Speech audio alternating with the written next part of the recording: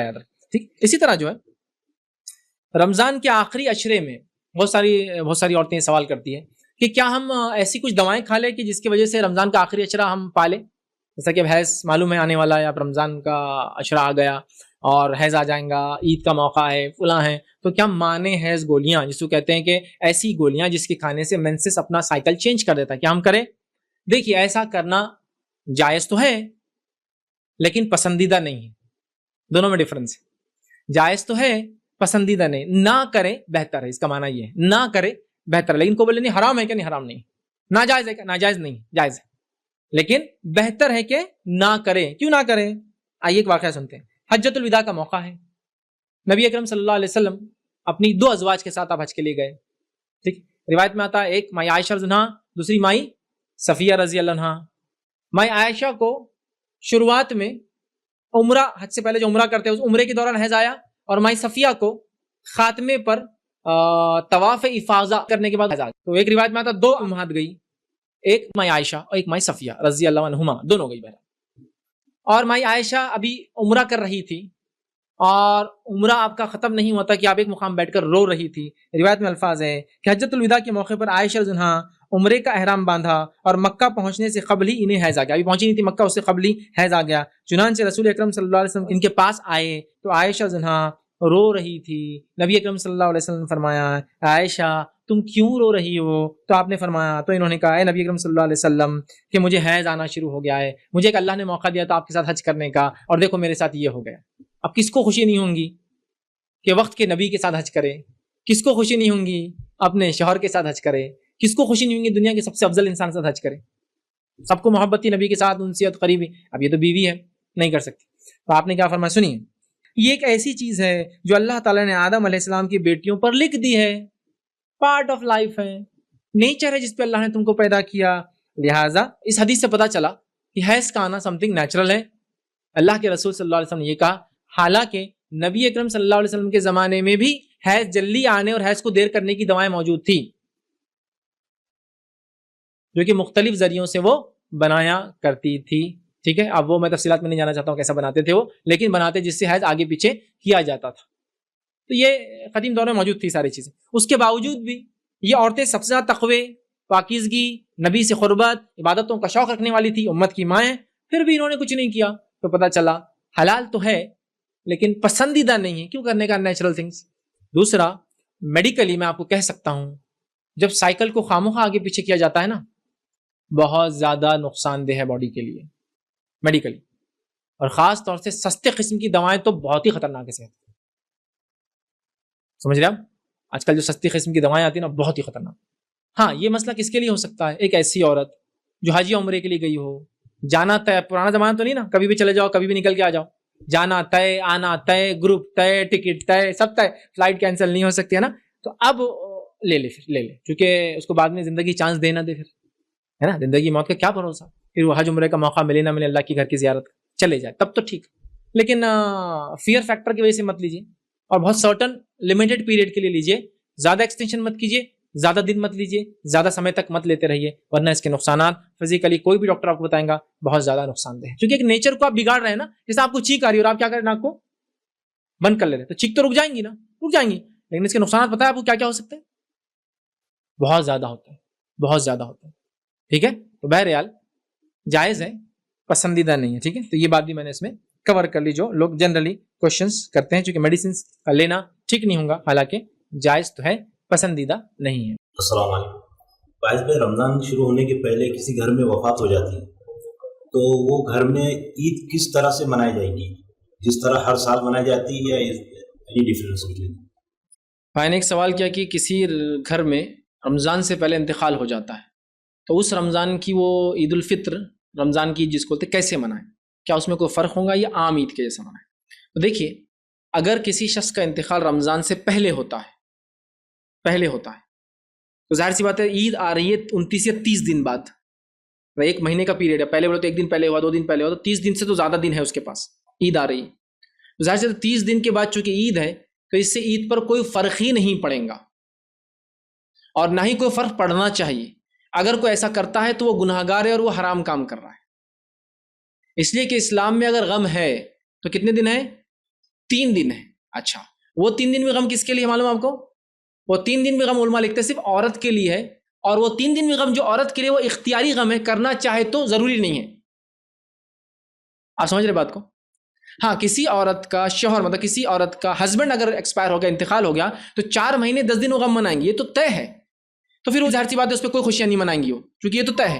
لیکن آپ نے ایک عام سوال کیا, سمجھو وہ بیوی نہیں ہے, وہ ہے بیٹا ہے, بہو ہے, گھر والے, خاندان والے, دادا کا انتقال ہو تو پورے, سمجھ رہے آپ, دادی کے لیے تو غم ہے, شوہر کا ہو تو بیوی کے لیے تو ہے, داماد کا ہو تو بیٹی کے لیے تو ہے آپ کے. لیکن ایک کسی عام فرد کا اگر انتقال ہوتا ہے تو اگر 3 دن پہلے بھی ہوتا ہے تو 3 دن بعد بھی اگر عید آتی ہے تو 3 دن بھی جو غم ہے وہ صرف عورت کے لیے اگر منانا چاہے تو, مرد کے لیے تو علماء کہتے وہ بھی نہیں ہیں. تو اگر عورت منانا چاہے تو منا سکتی ہے, یاد رکھیے, لیکن وہ بھی اس کے لیے ضروری نہیں ہے, چونکہ لہٰذا عید ہے اور عید کے دن خوشی منانا چاہیے, ٹھیک ہے, تو لہٰذا وہ سب کرے. اچھا ایسا کچھ بھی نہیں ہے جو عید کے دن ہمارے سماج میں ہوتا ہے جس کو چھوڑا جائے اگر 3 دن کے غم کی وجہ سے بھی.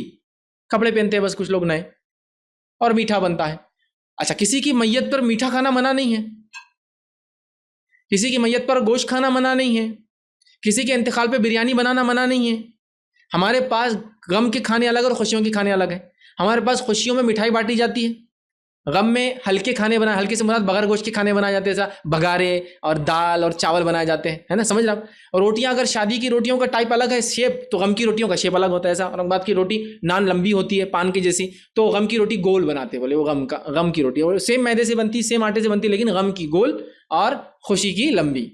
تو یہ سب بے بنیاد ہے, فالتو ہے, کوئی مسئلہ نہیں. تو اگر کسی کے گھر میں انتقال ہوتا ہے رمضان سے پہلے تو آلریڈی اس کے پاس کوئی وجہ نہیں غم کی. لیکن میں آپ کو بتاتا ہوں ہمارے پاس حال یہ ہے, کسی کا انتقال رمضان کے بعد ہوتا ہے, سمجھ لیجیے رمضان ہو گیا اور چالو ہوا شوال, اور 1 شوال کو انتقال ہوا, تو وہ اگلے رمضان کی عید نہیں مناتا, بولتے یہ سال غم کا سال ہے. تو وہ بقرعید آئیں گی شوال کے بعد, تو بقرعید بھی غم میں منائیں گا اور رمضان عید بھی غم میں منائیں گا. 1 سال بولے غم رہتا پہلا.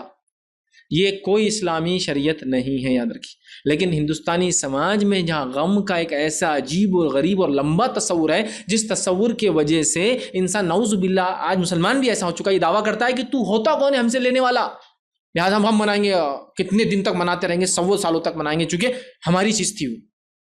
لیکن اہل عرب کو آپ دیکھیں گے, آج بھی میں کہہ رہا ہوں, دوپہر میں آفس میں انسان موجود نہیں جو کہ روز موجود رہتا ہے, اور شام کی شفٹ میں آ گیا, اور کوئی پوچھیں گا کیا ہوا تھا, بولیں گا دوپہر میں شفٹ میں والد کی تدفین کے لیے گیا تھا, اور شام کی شفٹ میں جاب پہ موجود ہے, نہیں چھوڑیں گا. چونکہ عورت کے لیے اگر منانا ہے تو آپشنل ہے, 3 دن تک منا سکتی ایز آپشن, اگر وہ بھی نہ آپٹ کرے تو کوئی مسئلہ نہیں. ہمارے پاس کیا حال ہے, اگر گھر کے اندر کسی کا انتقال ہو جائے تو ہماری گھر کی عورتیں 50 دن تک اپنی بہوؤں کو اور بیٹیوں کو کوئی خوشی نہ دیں گے, ارے غم کا گھر ہے نا, ارے غم کا گھر ہے نا, تو 1 سال غم چلتا پورا ہو, مطلب پہلی بقرعید اور پہلی رمضان عید تک غم چلتا ہو.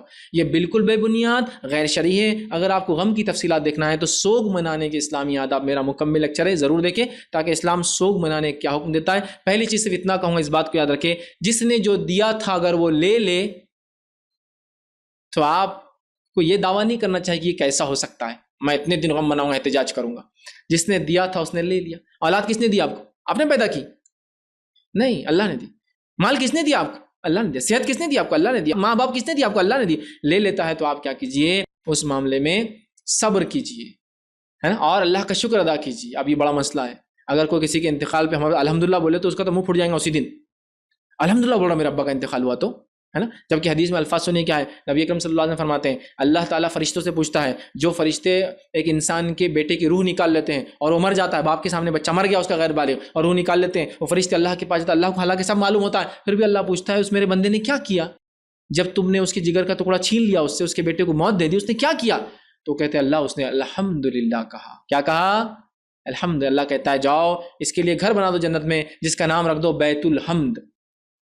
تو انتقال پہ بھی کیا بول سکتے ہیں آپ, الحمدللہ. ایکچولی الحمدللہ کا معنی ہوتا ہے تمام تعریفیں اللہ کی ہے, تو میں جیوں بھی تو الحمدللہ, کو مرا بھی تو الحمدللہ, تعریف ہے. لیکن ہم بس اردو میں ترجمہ کیا لیتے ہیں, شکر ہے اللہ کا. اور الحمدللہ کب بولتے ہیں, جب پورا فل کھانا کھا کے ایک ڈکار آئی تو بولے الحمدللہ, تو شکر معنی ہو گیا. اب مرنے پہ شکر ادا نہیں ہوتا نا, تو تعریف ہے.